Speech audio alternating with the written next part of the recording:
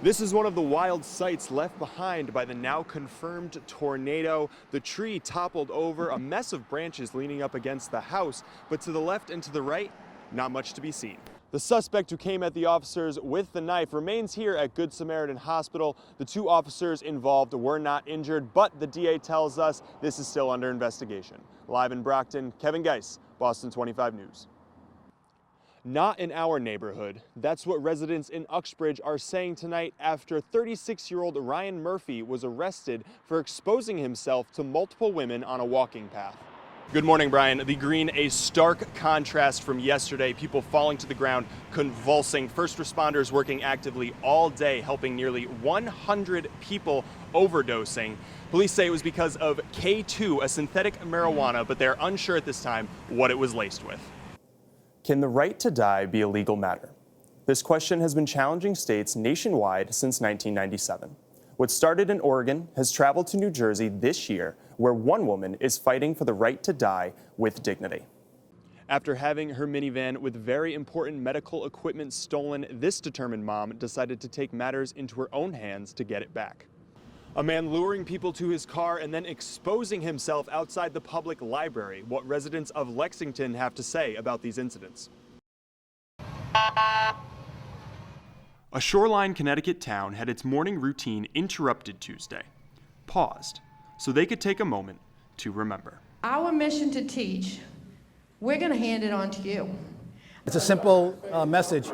Remember the fallen, honor those who are currently serving with their families, and teach the children the value of freedom in America, and that's what this whole program is. Wreaths Across America has made it their mission to honor and remember military veterans who have paid for freedom with the ultimate price. We're talking about placing the wreath where somebody is buried who served for our country. And when you place a wreath and you say the name out loud, they live on.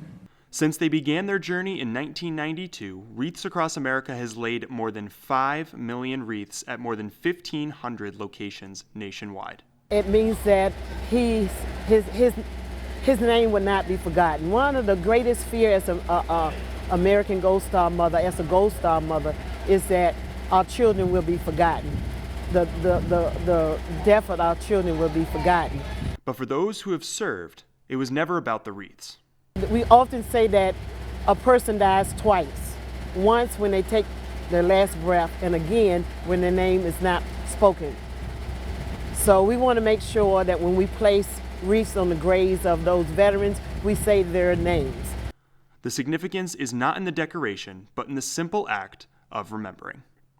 Kevin Gaiss, SCTV3. The United States is currently facing the second largest measles outbreak since 2000 and the largest outbreak since 2014, when there were 667 reported cases. As of March 28th of this year, there have been a reported 387 cases. As the outbreak reaches closer to the Northeast, making an impact in Rockland County, New York, the threat to Springfield College grows.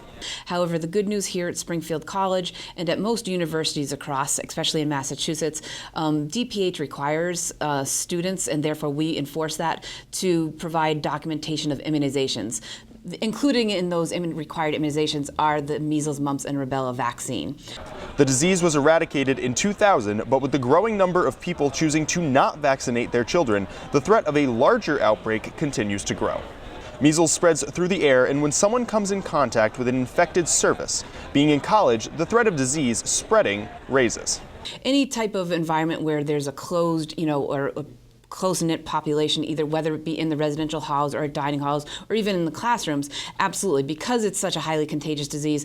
If we didn't have a vaccinated population, it could very easily spread very quickly.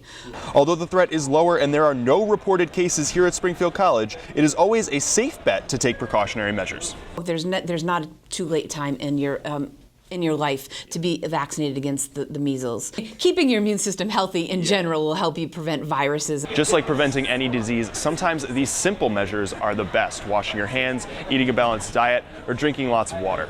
For SCTV3, I'm Kevin Gaiss.